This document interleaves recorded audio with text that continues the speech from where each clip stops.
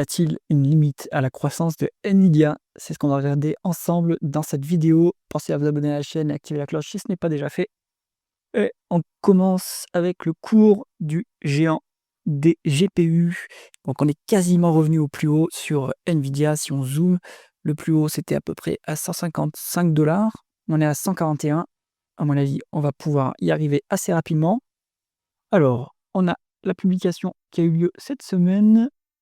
On regarde la variation en rythme annualisé, on se met sur 10 ans. On a eu, bon, on est quand même en ralentissement, hein, la croissance était à 208% en avril 2024. Maintenant, on n'est plus qu'à 86%, entre guillemets, plus qu'à. Bon, c'est quand même des niveaux qui sont colossaux. Ça ralentit un petit peu quand même. On a un peu d'acquisition sur la période, mais rien comparé, quasiment rien, comparé à ce qu'on a eu, à ce qu'on a eu sur la market cap, à ce qu'on voit sur la market cap. On a maintenant les taux de marge. Alors, les taux de marge, c'est ce qu'on veut voir. Ils sont en augmentation depuis le début de la période, depuis 10 ans.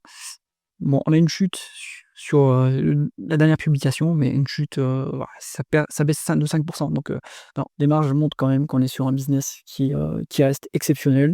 Mais ça, on le savait évidemment, taux de marge net à 52%, c'est incroyable.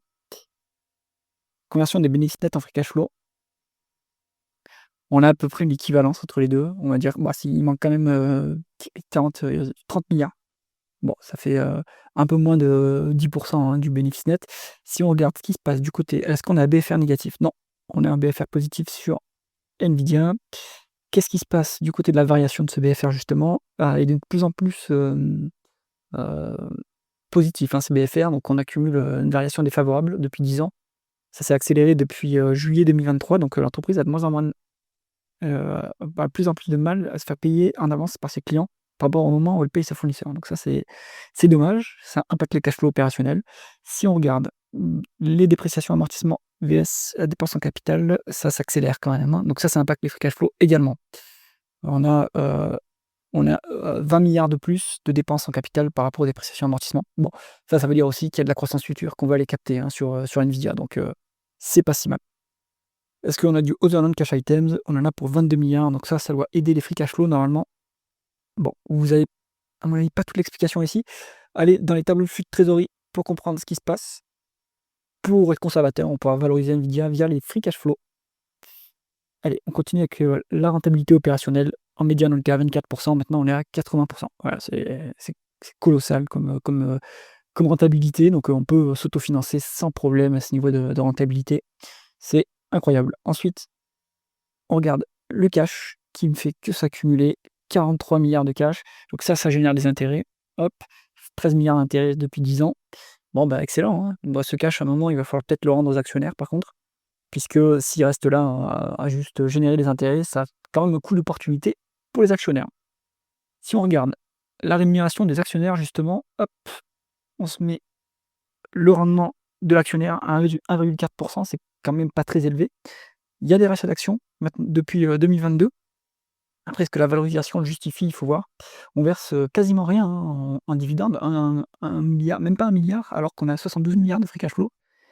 Ça mérite quand même d'être augmenté, quoi. On pourrait augmenter la rémunération d'actionnaire, plus de rachats d'actions ou alors plus de dividendes. Les rachats d'actions, ça serait pertinent si la valorisation n'était pas aussi élevée.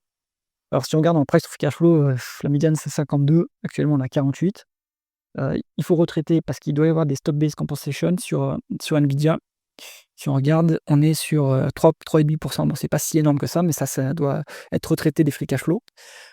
Bon, on est décoté, on n'est pas vraiment décoté, peut-être 10% de décote, mais le multiple est tellement élevé que c'est quand même c'est en stratosphère, quoi. En VO sur EBITDA, on a un peu moins de la médiane, ok. Et si on regarde les projections, alors on n'a pas les projections free cash flow, on peut regarder peut-être les projections de price earning. Et c'est là qu'est toute la complexité de Nvidia. Vous avez tellement de croissance, on double tous les ans. Donc le multiple de price earning forward, c'est-à-dire dans 12 mois, il est à 30. La médiane de ce multiple, c'est 34. Bon, vous avez 10% de décote, mais la croissance est tellement forte que, en fait, si on bat légèrement la prévision de bénéfices qui est donnée par les analystes, en fait, le multiple, ça se trouve, il est à 20, quoi. Et donc, vous êtes au plus bas depuis 10 ans. Donc, très compliqué, hein, très compliqué d'évaluer Nvidia parce que la croissance est tellement forte que bah, la valorisation, bouge constamment, quoi. Donc pour le très long terme, je pense pas que ça soit un problème d'investir sur Nvidia à des valorisations, à ce niveau de valorisation, tant que la croissance est là. Même s'il y a une déception ponctuelle, bah, le cours va fortement baisser, mais si vous investissez pour le très long terme, vous pouvez encaisser une moins-value de 50 sans problème normalement, donc il faut investir pour plus de 5 ans, je pense, quand on investit dans Nvidia.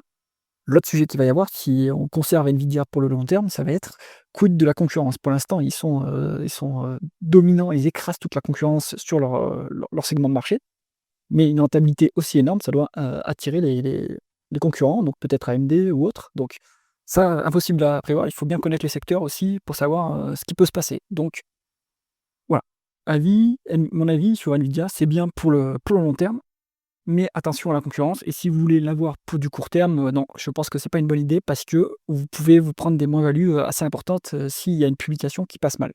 J'espère que cette analyse vous a intéressé. Si c'est le cas, mettez un pouce vers le haut et pensez à vous abonner à la chaîne. À bientôt.